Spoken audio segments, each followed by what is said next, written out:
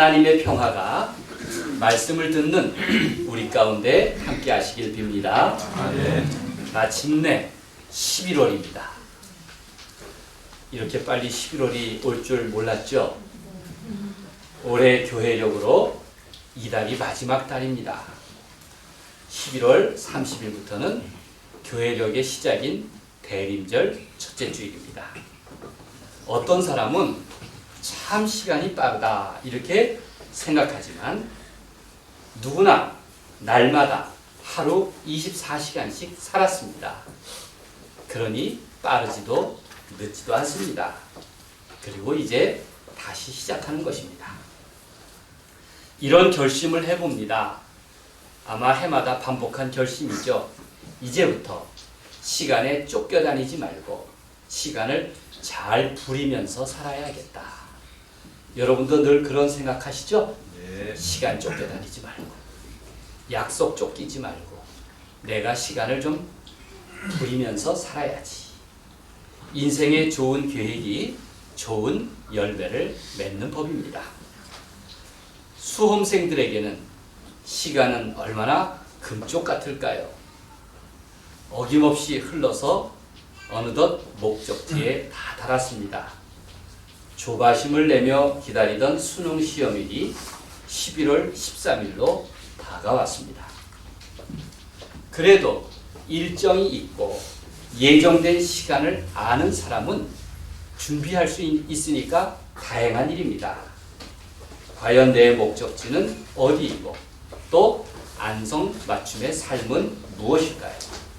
여러분들 일상 속에서 늘 염두에 두며 살아가기를 간절히 바랍니다. 아멘. 오늘 누가복음 19장을 함께 읽었습니다. 제목은 삭개오 그 사람입니다. 우리가 다 아는 사람이지만 오늘 다시 한번 삭개오 그 사람을 생각해 보기를 바랍니다. 삭개오는 인생의 어느 시점에서 예수님을 만났습니다. 누구에게나 크고 작은 만남이 있는데 어느 날 삭개오에게 예수님을 만난 그 사건은 아주 놀라운 일이었습니다.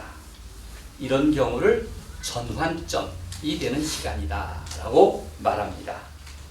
누가복음은 예수님의 긴 여행 이야기를 담고 있습니다. 무려 9장 51절부터 19장 28절까지니 24장 분량의 누가복음에서 10장에 해당됩니다. 지금 예수님 일행은 갈릴리에서 출발해서 예루살렘으로 가시는 중 거의 다 왔습니다. 목적지인 예루살렘에 가까이 이르는 것입니다. 자, 1절 말씀을 함께 읽겠습니다. 우리 어린이들 성경 계속 따라가면서 말씀을 전할 테니까 이제 손가락으로 짚으면서 잘 읽기 바랍니다. 1절 시작. 예수께서 여리고로 들어가 지나가시더라. 예루살렘 거의 다 왔는데 그 마지막 도시를 통과합니다. 그곳이 여리고입니다. 지금쯤 여리고 성을 지나는 중이니 이곳은 우리나라로 생각하면 과천쯤 됩니다. 과천. 그리고 남태령 고개를 넘으면 어디죠? 목적지인 서울입니다. 사당동이 아니에요. 서울입니다. 여리고는 아주 오래된 도시입니다. 여리고가 우리에게 친숙한 까닭이 있습니다. 많이 들어봤어요? 사마리아 사람, 선한 사마리아 사람 덕분입니다. 그가 예루살렘에서 여리고로 내려가다가 강도 만난 이야기를 담고 있습니다. 그런데 예수님의 일행은 그 반대 방향인 여리고에서 예루살렘으로 가는 길입니다. 여리고에서 가장 큰 사건은 한 인물 이야기입니다. 그 사람 이름은 삭개오입니다. 삭개오가 누굽니까? 어린이들에게 가장 친숙한 성경의 인물 가운데 한 사람입니다. 별로 친숙하지 않으면 지금이라도 가까이 해봐요. 삭개오. 이름도 재미있죠. 아이들 보기에도 그는 키가 작아서 아주 만만해 보이는 사람입니다. 그리고 사람들 틈에 어울리기에는 약점이 많은 사람이라고 성경은 기록하고 있습니다. 삭개오. 과연 그 사람은 누구일까요? 2절 말씀을 계속 읽겠습니다. 삭개오라. 시작. 삭개오라. 이름하는 자가 있으니 세리장이요 또한 부자라. 그는 세리 중에 세리이고 남들이 다 아는 부자였습니다. 당시 세리는 직업 공무원 역할을 한 사람입니다. 시장에서 세금을 거두고 국경에서 관세를 받았습니다. 요새 관세 많이 얘기 들었죠? 한 지역에서 세금 업무를 위탁받았습니다. 그 당시 세금을 거두는 사람은 특권을 가진 사람과 같았습니다. 왜냐하면 당시 세금을 거두는 일에는 물론 확정된 세율이 있었지만 속임수가 만연했습니다. 어떨 때는 25%, 어떨 때는 15%. 세금을 내야 할 주민의 입장에서 세리는 어쩌면 도둑이나 강도와 같았습니다. 게다가 세리라는 직업을 가진 유대인들은 이교도인 로마 점령군을 섬겼고 직업상으로 이방인들과 접촉을 많이 했기 때문에 부정한 사람들이라고 취급을 받았습니다. 그래서 유대교의 경건한 사람들에게 멸시와 미움을 받았습니다. 그 중에 삭개오는 대표적인 인물입니다. 왜냐하면 세리장, 세리들 중에서도 대표였기 때문입니다. 사람들은 세리 삭개오를 공공연하게 도둑놈 취급을 했습니다. 그는 부자이고 권력을 가졌지만 사람들의 눈에는 죄인이었습니다. 그러니 돈 많은 게 무슨 자랑인가요? 특권을 가진 것이 대단한 일인가요? 사람들은 그를 저놈 도둑놈이야, 저건 죄인이야, 특정하게 손가락을 가리지 않았다고 여러분 긴장하지 마십시오. 여기다가 해야겠거든요. 저놈은 도둑놈이야, 저놈은 죄인이야, 이렇게 여겼기 때문입니다. 7절 말씀을 함께 읽겠습니다. 무사람이 보고, 시작. 무사람이 보고 수군거려 이르되 저가 죄인의 집에 유하러 들어갔도다 하더라. 저 죄인, 저 도둑놈, 이렇게 손가락질을 당하니 그 인생이 얼마나 힘들겠어요. 그는 자신을 죄인으로 취급하고 편견과 혐오로 대하는 사람들 틈에 살면서 사람들의 눈을 피하고 그리고 경계하면서 살았을 것입니다. 사실 성경에서 보기를 든 세리 중에는 다 나쁜 사람만 있는 것은 아닙니다. 예수님의 제자 중에 마태도 출신이 세리였습니다. 예수님께서 기도에 모범을 든 사람도 스스로 죄인이라고 고백한 세리였습니다. 그러니 사람을 지나쳐서 어떤 직업을 가리켜서 나쁜 사람들 이렇게 퉁칠 일이 아닙니다. 사람들을 한 묶음으로 취급하면 곤란합니다. 그 중에 몹시 억울한 사람도 있게 마련입니다. 그런 삭개오가 이제 예수님 일행이 지나간다는 소문을 듣고 예수님 얼굴이라도 보려고 한낮에 거리에 나왔습니다. 세리가 많은 사람들이 모여있는 곳에 나타나는 일은 꺼리끼는 일이었습니다. 평소 그렇게 사람의 눈치를 살펴보던 삭개오가 사람들이 잔뜩 모여있는 떠들썩한 거리와 광장에 나왔으니 뭔가 삭개오에게는 특별한 목적이 있을 것입니다. 삭개오 역시 그 길을 지나가는 예수님의 일행을 보려는 것이었습니다.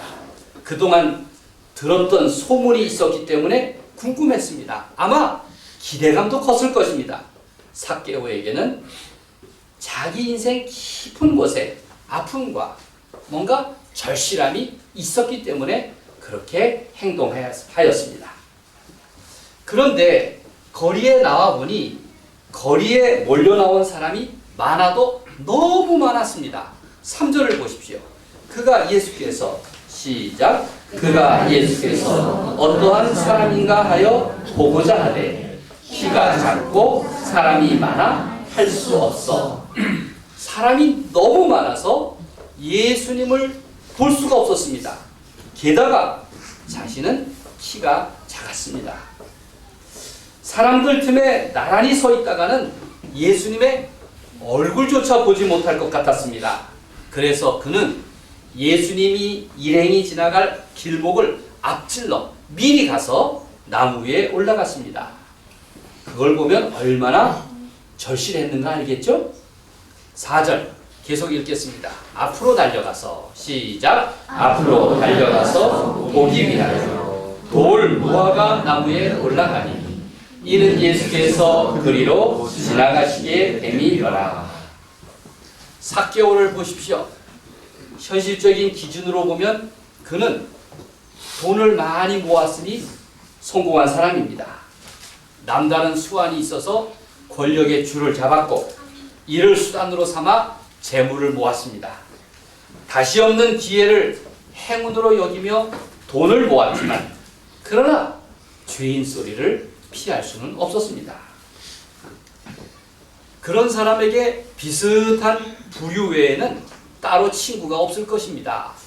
세리 친구는 세리, 목사 친구는 목사, 유유상종이라고 하지 않습니까? 제 할아버지가 제가 중학생 때 항상 저에게 당부하신 말씀이 있어요. 너는 친구를 잘 사귀어야 된다. 친구를 잘 사귀어야 된다. 여러분, 세리 친구는 다 세리예요. 그러니까 다 죄인 취급을 받는 사람들입니다. 성경은 삭개오가 키가 작은 사람이라고 부연 설명을 했습니다. 물론 키가 작다고 그의 컴플렉스를 말하려는 것은 아닙니다. 사실 삭개오에게 키가 작은 것은 전혀 문제가 되지 않았습니다. 세리 노릇하는데 키의 크기가 무슨 문제가 되겠습니까? 그런데 힘없는 사람들조차 삭개오를 피해 다녔습니다. 무서워서가 아닙니다. 벌레 보듯 경멸했습니다. 키의 문제가 아닌 것입니다. 여러분, 키라고 하는 것은 상대적인 키가 있고 절대적인 키가 있답니다. 미국 프로농구 NBA의 전설 중에 앨런 아이버슨이라는 선수가 있습니다. 그는 키가 겨우 183cm에 불과했습니다. 겨우 183cm. 앨런의 키는 보통 사람이 볼 때는 큰 키지만 농구 선수로 보면 너무 작은 키였습니다. 프로 농구계에서는 난쟁이 수준이었습니다. 그런 앨런 아이버슨이지만 NBA에서는 득점 기계로 통했습니다. 여러 차례 득점왕을 했습니다. 그의 작은 키를 가로막는 장신의 벽은 아무런 문제가 되지 못했습니다. 삭개오도 작은 키였습니다. 남들 앞에서 권력을 누릴 때 작은 키는 전혀 문제가 되지 않았습니다. 그저 상대적으로 작을 뿐이었습니다. 그런데 예수님을 보려고 하니 내 키가 절대적으로 작다는 사실을 알게 되었습니다. 그것은 하나님 앞에 서게 된 모든 사람의 공통된 고백일 것입니다. 선하고 의로우신 하나님 앞에서 내 의를 주장할 수 있는 사람이 과연 몇이나 되겠습니까? 그래서 지난주에 누가복음 18장 성전에 나온 세리는 이렇게 기도하지 않았습니까? 하나님이여 불쌍히 여기소서, 나는 죄인이로소이다. 그런 앨런 아이버슨이 한 얘기입니다. 농구는 신장으로 하는 것이 아니라 심장으로 한다. 이해하겠어요? 농구는 신장, 키로 하는 것이 아니라 심장, 이 튼튼한 심장으로 하는 것이라 라는 말입니다. 다른 프로농구 선수와 비교해서 작아도 너무 작았던 앨런은 농구란 신장, 그 키 높이로 하는 것이 아니라 심장, 열정으로 하는 것임을 사람들에게 가르쳐 주었습니다. 중요한 것은 신장, 곧 키가 아니라 신장이었습니다. 지금 삭개오에게 필요한 것도 신장이 아니라 바로 예수님을 보려는 뜨거운 심장이었습니다. 삭개오는 그냥 포기하고 말 수도 있었습니다. 예수님을 보려는 사람은 너무 많고, 그리고 그 사람들은 삭개오를 피하려는 사람들이었습니다. 그 사람들 속에 섞이기가 얼마나 불편했겠습니까? 두려웠습니다. 그래서 삭개오는 체면을 무릅쓰고 나무 위에 올라갔습니다. 사실 남들 다 나 보라고 하는 행동 아닙니까? 그만큼 그의 심장은 절박했던 것입니다. 남보다 작은 키가 약점이 아니라 그를 죄인 취급하는 사회적 약점이 문제였습니다. 그의 고통은 바로 심장의 약점이었습니다. 가슴에서 느끼는 고통으로부터 자유롭고 싶었습니다. 돌 무화과 나무로 올라간 삭개오. 지나가던 예수님이 그 나무 아래를 지나가다가 그를 보십니다. 삭개오의 작은 키를 보셨을까요? 아닙니다. 삭개오의 더 작은 아주 오그라진 심장을 보셨을 것입니다. 그래서 예수님은 삭개오를 보시고 부르셨습니다. 5절 말씀 뭐라고 하셨을까요? 시작. 예수께서 그곳에 이르사 쳐다보시고 이르시되 삭개오야 속히 내려오라. 내가 오늘 네 집에 거하여야 하겠다 하시니. 예수님은 삭개오에게 속히 내려오라 하셨고, 오늘 밤에 예수님 일행이 묵을 집으로 그 집을 선택하셨습니다. 놀라운 일입니다. 삭개오는 과연 뭐라고 했을까요? 6절 말씀 시작. 급히 내려와 즐거워하며 영접하거늘. 하룻밤 신세지게 때는데 이 많은 일행이 함께 좀 묵자고 하는데 급히 내려왔고 즐거워하였고 그리고 환대, 영접했습니다. 놀라운 만남입니다. 이렇듯 예수님과 만남은 사건이 되었습니다. 예수님 일행이 삭개오 집에 들어가자 이 사실은 여리고의 빅 뉴스가 되었습니다. 무사람이 수군거렸을 것입니다. 저 예수라는 예언자는 의인과 죄인도 구분하지 못할까? 라는 의문이 들었을 것입니다. 죄인 주제에 유명한 손님을 불러들인 삭개오에 대해서 비난도 컸을지 모릅니다. 죄인 삭개오는 단지 음식과 잠자리로만 예수님을 영접한 것이 아닙니다. 그는 온 삶을 들여서 예수님을 맞아들였습니다. 어떻게 온 삶을 들였을까요? 8절 말씀을 계속 읽겠습니다. 삭개오가 서서 시작. 삭개오가 서서 주께 여짜오되 주여 보시옵소서 내 소유의 절반을 가난한 자들에게 주겠사오며 만일 누구의 것을 속여 빼앗은 일이 있으면 내 갑절이나 갚겠나이다.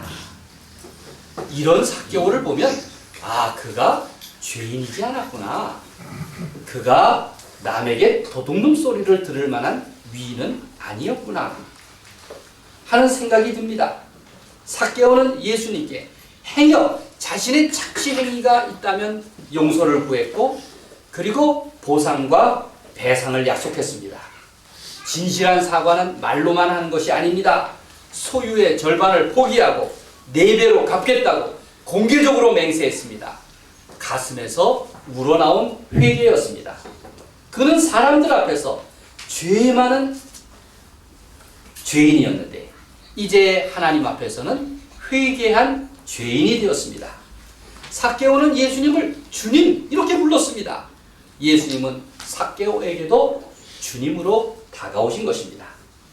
죄인들은 예수님을 바라보는 일에 기대감이 크지만 그러나 스스로 내가 의인이라고 생각하는 사람은 기대가 별로 없습니다.